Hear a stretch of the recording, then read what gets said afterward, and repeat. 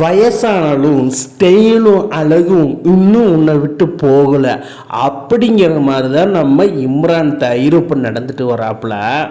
என்ன மாதிரி ஒரு சம்பவம் அது என்னன்னு பார்க்கறதுக்கு முன்னாடி நம்ம சேனலை சப்ஸ்கிரைப் பண்ணிக்கோங்க. அதாவது தலைவர் இம்ரான் தாஹிர் ஏகப்பட்ட பல ஃபைவர் எடுத்திருக்கிறாப்புல. அது நம்ம எல்லாத்துக்குமே தெரியும். ஈவன் சவுத் ஆப்பிரிக்கா வாசிஸ், சிஎஸ்கே வாசிஸ், Guyana Amazon Warriors, global T20 எல்லாமே age is just a number. இவரை இப்படி சொல்லக்கூடாது, இவருக்கு இன்னொரு மாதிரி சொல்லலாமா, நம்ம பராசக்தி அவர் என்ன பண்ணியிருக்காருன்னா பராசக்தி எக்ஸ்பிரஸ் மாதிரி ஓடுவார் விக்கெட் எடுத்தா. ஆனால் அவர் இந்த வயசுலேயும் இந்த பராசக்தி எக்ஸ்பிரஸ் இன்னும் ஓடிட்டு தான் இருக்குதா அப்படிங்கிற மாதிரி தான் நம்மளுக்கு கேள்வி எழுப்பப்பட்டிருக்குது. ஏன்னா இப்போ ரீசண்டாக தான் நம்மளுக்கு எல்லாத்துக்குமே தெரியும், குளோபல் T20 லீக்கில் தலைவர் ஏஜ் இஸ் ஜஸ்ட் நம்பர்னு சொல்லி ஒரு கப்பு வாங்கி கொடுத்தாப்புல. அது எல்லாத்துக்குமே நம்ம தெரியும். இந்த மாதிரி ஒரு சம்பவம் பண்ணிட்டு இருக்காரு. 32 வயசுல தான் சவுத் ஆப்பிரிக்காவுக்கு டெபியூட் பண்ணாரு. ஏன்னா பாகிஸ்தானில் சரியான இடம் கிடைக்காத பட்சத்துக்கு சவுத் ஆப்பிரிக்காவுக்கு குடியேறி கிரீன் கார்டு வாங்கி சவுத் ஆப்பிரிக்காவுக்கு குடியேறிட்டாப்புல. குடியேறி 2010 சவுத் ஆப்பிரிக்கா டீமுக்காக ஆடி ஏகப்பட்ட தரமான சம்பவம் பண்ணியிருக்காப்புல. இப்போ தான் ரீசெண்டாக குளோபல் T20 லீக் டிராஃபி வாங்கினாப்புல. வாங்கின அடுத்த செகண்டே சிபிஎல்லையும் குறி வச்சிருக்காரு, அதுவும் 46 வயசில்.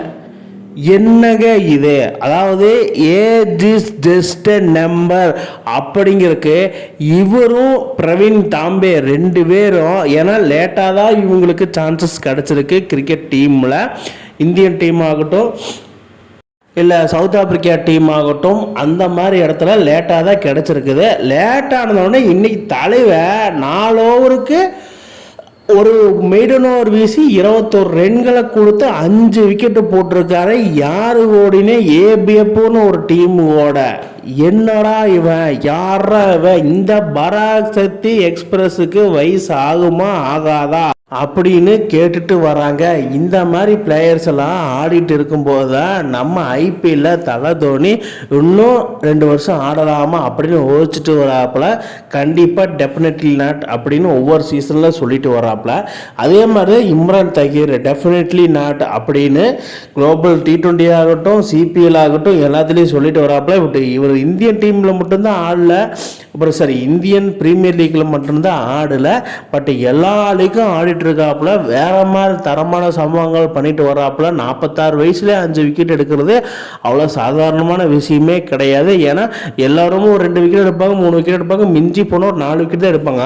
தலைவன் இறங்கனா அப்படிங்கிற மாதிரி தான் விக்கெட்டு மேலே விக்கெட்டு எடுத்துக்கிட்டே இருக்கிறாப்புல. ஏப்பா உனக்கு வயசு ஆகுமா ஆகாதா அப்படின்னு கேட்குற மாதிரி ஃபேன்ஸ் மத்தியில் பையன் வேற மாதிரி இருந்திருக்கான். அந்த விக்கெட்டை எடுத்துட்டு ஒரு செலிப்ரேஷன் போடுவார் வாருங்க, பராசக்தி எக்ஸ்பிரஸ் அப்படிங்கிற மாதிரி ஒரு செலிப்ரேஷனு வேற மாதிரி சம்பவம். இந்த மாதிரி நம்ம நிறைய பிளேயர்ஸ் ஆடிட்டு வராங்க. அதாவது லேட்டாக கிரிக்கெட் டீமுக்கு உள்ளே வந்தோம்னா இந்த மாதிரி பல சம்பவங்கள் நடக்கும். வயசான காலத்துலேயும் பல சம்பவங்கள்.